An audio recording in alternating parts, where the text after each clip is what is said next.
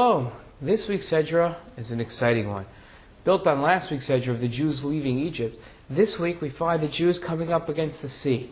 Behind them, Paro has changed his mind and is chasing the Jews from behind. The Jews have a choice, into the sea or face the world superpower, the Egyptian army, head on. In no position to face the Egyptians, there's only one direction they can go. And miraculously the sea splits. As the Jews cross over, we all know the famous story. The Egyptians figure they could go through also, and as they go through, the sea crashes down upon them. It's an exciting Sedra, one that I encourage you to spend time this Shabbat delving into, analyzing, and truly coming to an understanding.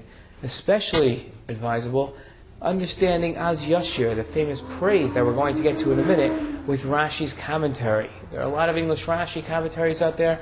It's easy enough. There are even some online. Easy enough to find the one that best suits your needs. We find that as the Jews leave the sea, they say a shira. Moshe Rabbeinu leads the Jewish people in a praise of Hashem. We know this as the Az Yashir.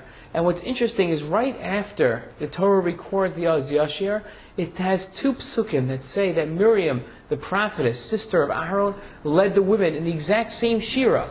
Az Yashir, Moshe, this is a shira la Hashem ki gamal alai, that Hashem is so great. And Miriam, word for word, repeats with the women the praise that Moshe Rabbeinu is leading the men in saying to Hashem.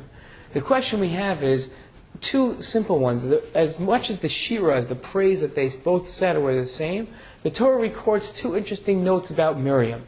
The first was that she was a prophetess, something which we know, and the second that she was the sister of Aaron. It begs the question, why the need to record that she was a prophetess, and why the need to record that she was a sister of somebody? And if we're going to record that she was the sister of somebody, then better record the fact that she was the sister of Moshe, the leader of the Jewish people, the one saying the Shira, than the sister of Aaron. Both are true, but why the specification of mentioning that she was the sister of Aaron? I think if we examine the dynamics of the family life of Moshe, Aaron, and Miriam, we could come to an understanding. Siblings as they were, Miriam and Aaron were the older, and Moshe was the baby. And yet we find that as time comes for the Jews to be freed, Hashem sends Moshe, the baby of the family, to free the Jewish people. Interesting note that we might not be familiar with, before Moshe Rabbeinu took over for the Jewish people, Aaron, his older brother, was the leader. And yet, instead of feeling disgruntled that his little brother was going to be taking over a leadership position that he had for well over 40 years, Aaron, the Torah records, happily went out enthusiastically, greeted his brother Moshe. It's a note that the Torah and the Midrashim pay specific attention to, saying the greatness of Aaron. And I think that's the same idea we have here. Miriam was also looking at the little brother that she helped raise, take over the Jewish people. And as he leads the Jewish people in Shira, showing that he's the true leader of the Jewish people, instead of feeling disgruntled, Miriam copies his Shira word for word. And that's the point that Torah wants to make. Miriam takes Moshe's lead. She was perfectly happy in playing what we would consider second fiddle to her brother's lead. And that was the greatness of Miriam. And that's why the Torah records that she was a prophetess. Even though in her own right she was a prophetess, she still followed her brother's lead.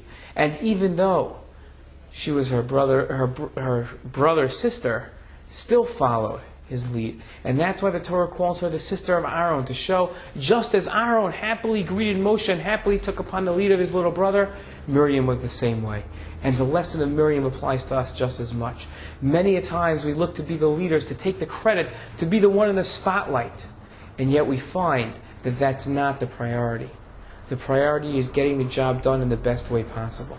And a lot of times if we think about it, while putting credit as a secondary, we'll find the job gets done much better when we put that as the primary priority.